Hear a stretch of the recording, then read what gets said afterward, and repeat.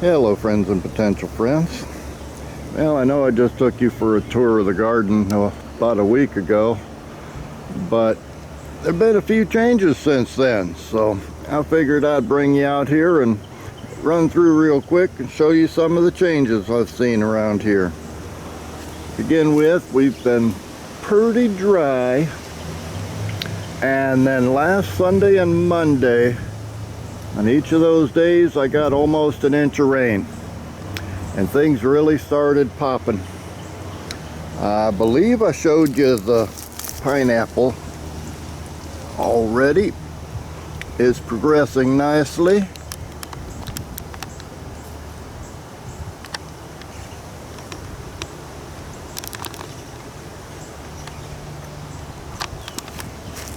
And I was complaining about my sweet potato slips, which resulted in me putting in another container of tubers to try to grow more slips, because I only had 2.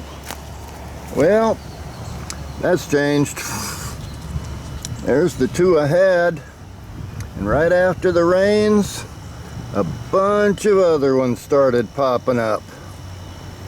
So looks like the sweet potato from seed experiment is going to continue. Then on top of that, something that I'm really thrilled with, these are my cabbage collards. I got those seeds a number of years ago from my friends Chris and Darlene at Homesteading the Hard Way, and I've been frantically trying to figure out how to get seeds out of them ever since so I could continue growing them. I do still have quite a few seeds available, but they're starting to get a little bit old. Well, after the rains, I noticed this. One of my cabbage collards is going to seed. So now it's just a matter of letting those seeds or the flowers mature, hopefully get pollinated, and then I should be able to gather some seeds. That will be nice. Let's see, what else we got going on here? Radishes are still turning into monsters.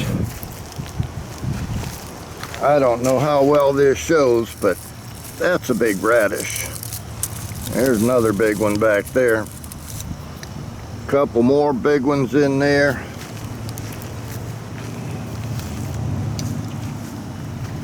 And I've been eating quite a few of the seed pods, but I have decided I'm going to go ahead and save some seeds from them. I mean, they're obviously cross-pollinated with something, but in any case, they'll produce radishes, and pretty good sized ones too. Back in the potato bed, we got no activity in the Yukon Gold, but all of the red Norland, it looks like, 1, 2, 3, 4, well, 4 of the 5 red Norlands are starting to put on leaves. And right next to them, a lot of the onions that I planted in here are starting to pop up. So looks like I might at least get some onions. Whether they'll produce bulbs or not, I don't know. But at least the greens are popping up. Oh, it looks like I got a blossom starting up on one of those bell peppers. Yeah, I think so.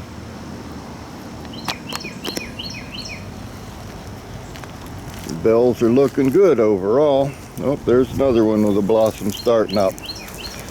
And also, right after the rains, my Praxis cherry tomatoes that I've been worrying about because they had all those green tomatoes on them, well, a bunch of them have started ripening. So I'm back to picking tomatoes every day again. And there are a bunch of them in there today. Quite a few.